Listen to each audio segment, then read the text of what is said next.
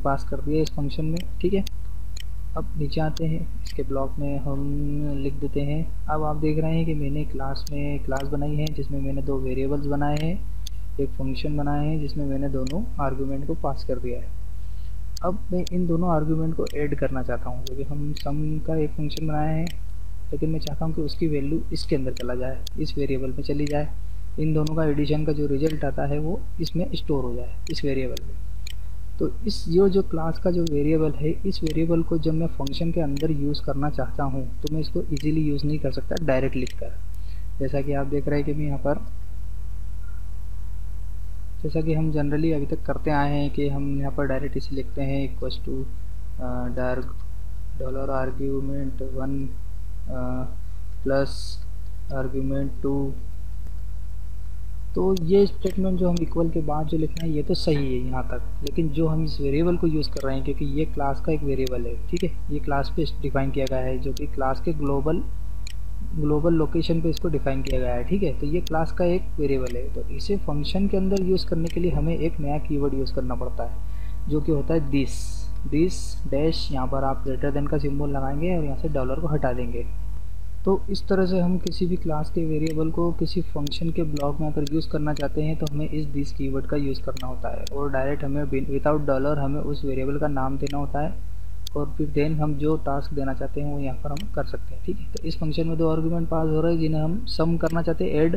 तो यहाँ पर हमने इसको एज इट इज़ दिया है जैसा हम देते हैं मैथ्स कैलकुलेशन के अकॉर्डिंग, और बट यहाँ पर हमने जो वेरिएबल में स्टोर करना चाह रहे हैं उसको हम दिस कीवर्ड के थ्रू यूज़ करेंगे। तो इस तरह से ये क्लास को डिफ़ाइन होता है, जैसा कि हमने अभी तक देखा। तो एक क्लास को डिफ़ाइन करने के लिए क्लास का नाम, इसके 2 ओपन एंड क्लोज पैरेंथेसिस होते हैं जिनके बीच में हम पूरे प्रॉपर्टीज़ को डिफ़ाइन करते हैं, वेरिएबल एंड फंक्शंस को। तो वेरिएबल को डिफ़ाइन करने का तरीका होता है क्लास में var और डॉलर। इसी तरह से हम बहुत से वेरिएबल डिफ़ाइन कर सकते हैं, जितना हमें यूज़ में करना हो उतने। फंक्शंस हम जैसे डिफ़ाइन करते हैं वैसे डिफ़ाइन करेंगे, बट फंक्शन के अंदर अगर हम किसी क्लास के वेरिएबल को यूज़ करना चाहते हैं तो हमें दिस कीवर्ड यूज़ करते हैं। तो इस तरह से क्लास को डिफ़ाइन करते हैं। अब हम नोटपैड में एक क्लास को डिफ़ाइन करते हैं।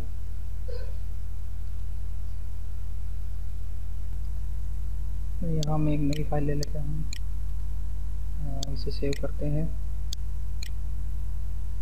इसे मैं सेव करता हूँ डेमो क्लास डॉट php,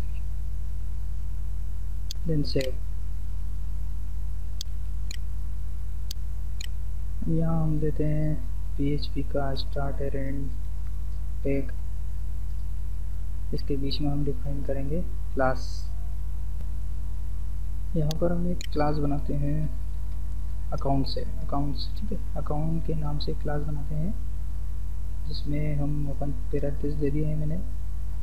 इसमें मैं एक वेरिएबल बनाता हूँ डॉलर अकाउंट के नाम से, ठीक है। एक वेरिएबल मैंने बनाया है अकाउंट, और दूसरा वेरिएबल मैं बना रहा हूँ बैलेंस के नाम से। तो इसमें हम किसी के अकाउंट के बैलेंस के बारे में हम डिटेल रखेंगे, ठीक है। तो एक फंक्शन और बनाता हूँ मैं यहाँ पर, जिसको मैं नाम देता हूँ डिपॉजिट, ठीक है। कि कोई भी बंदा अपने अमाउंट पे डिपॉजिट कर सकता है और निकाल भी सकता है। एक डिपॉजिट और एक विड्रॉ के नाम से हम 2 फंक्शन बना लेंगे, ठीक है। तो यहाँ पर हम इसकी कोडिंग देते हैं।